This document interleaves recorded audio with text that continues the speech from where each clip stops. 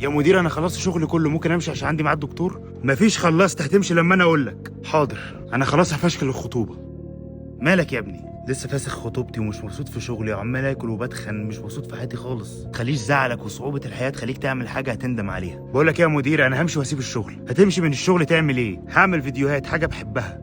عايز اعمل تاتو. اتفضل اقعد. عايز اعمل الرسمه دي. ايه الرسمه دي؟ وحيد القرن، عارفه؟ بس ده انقرض. انا اخر واحد. ايه اللي انا عملته ده؟ محتوى الهادف هو اللي يكسب. التاتو بتاعك رايق، ممكن اعمل زيه. يا ابني خد مني الحلو وسيب الوحش. الحمد لله يا بابا اتشهرت وبقيت اعمل محتوى هادف. ومتضايق ليه طيب؟ الحمد لله عديت بحاجات كتير، بس ندمان على التاتوز اللي انا عملتها دي. بس دلوقتي انا خايف الناس تفتكره اللي هو حاجه عاديه عشان انا عملته. مش انت هتشيله؟ اه طبعا. التاتو غلط ومنصحش اي حد يعمله. وافتكروا لما تمروا بحاجه صعبه في حياتكم تعملوش حاجه تندموا عليها او تشربوا حاجه تندموا عليها. وافتكر ان صعوبه الحياه اللي انت فيها دي هتعدي. خليها تعدي من غير ما تعمل حاجه تندم عليها.